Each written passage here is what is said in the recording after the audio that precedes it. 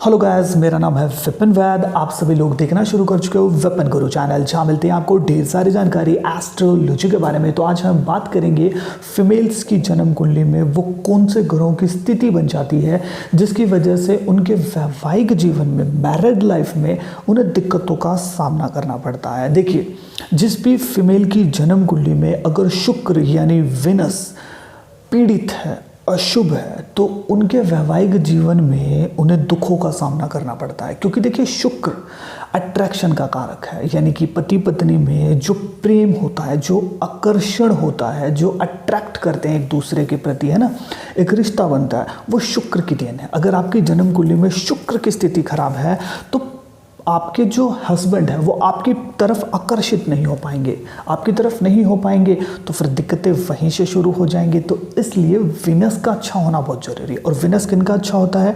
जो गेटअप में रहते हैं, हर चीज़ में पॉजिटिविटी देखते हैं ना, जो अपने आप का ख्याल रखते हैं और बिल्कुल गेटअप में रहते हैं ना। मोर थोड़ा सा अगर मैं बात करने की कोशिश करूँ तो शुक्र जिनका भी अच्छा होता है, ये चीज़ें उनमें पाई जाती हैं।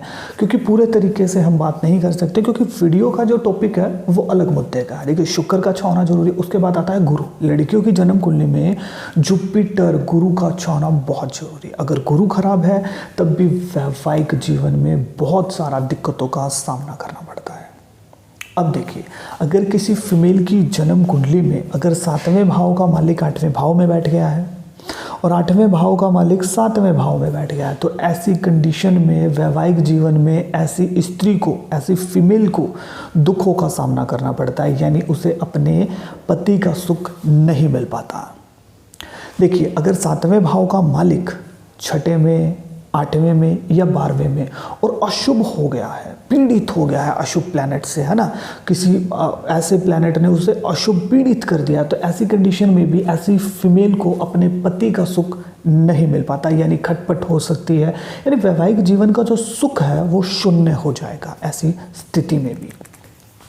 अब देखिए, 7वें भाव में किसी प्रकार का कोई ग्रहण बन रहा है तब भी वैवाहिक जीवन में दिक्कतों का सामना करना पड़ सकता है। चंद्र ग्रहण हो या फिर सूर्य ग्रहण हो, है ना, ये सभी चीज़ें, या फिर 7वें भाव में कोई अपनी नीच राशि में कोई प्लैनेट बैठ जाए, तो ऐसी कंडीशन में भी वैवाहिक जीवन में दुखों का सामना करना पड़ सकता है। जन्म कुंडली में अगर शुक्र 8वें भाव में हो तब भी खटपट के योग ये कर सकता है वैवाहिक जीवन में, लेकिन ये इतना प्रॉब्लम क्रिएट नहीं करता है, लेकिन फिर भी खटपट ये बना सकता है। लेकिन अगर 7वें भाव में पापी ग्रह हो 2, तो ऐसी कंडीशन भी वैवाहिक जीवन में दिक्कतों का सामना करना पड़ता है और पति का जो सुख है वो शून्य हो सकता है। अगर 3 बैठे हैं, पापी ग्रह 3 आ गए हैं 7वें भाव में, तो बहुत ज़्यादा दिक्कतों का सामना करना पड़ता है। अगर किसी फीमेल के 7th हाउस में पापी ग्रह आ गए हैं 3, तो फिर पति का सुख शून्य हो सकता है।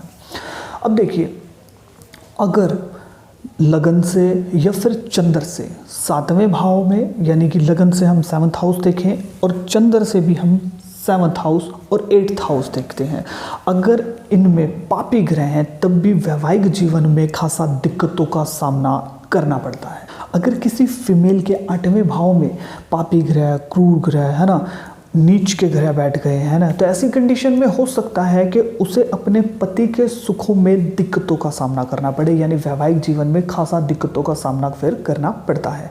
अगर जन्म कुंडली के 7वें भाव में शनि चंद्र बैठ गए हैं, विषयोग बना दिया है और अशुभ ग्रह भी उन्हें देख रहे हैं, तो ऐसी कंडीशन में भी वैवाहिक जीवन में दिक्कतों का सामना करना पड़ता है। वीडियो आपको कैसे लगी कमेंट सेक्शन में ज़रूर बताइएगा। मिलता हूँ किसी नई और योगों के साथ वैवाहिक जीवन के ऊपर जो बेस्ड होंगे। वीडियो आपको कैसी लगी कमेंट सेक्शन में ज़रूर बताइएगा। आप मुझे इंस्टा के ऊपर फॉलो कर सकते हैं, इंस्टाग्राम के ऊपर फॉलो कर सकते हैं विपिन गुरु चैनल। मिलता हूँ किसी नई और बेहतर वीडियो के साथ। Thank you so much.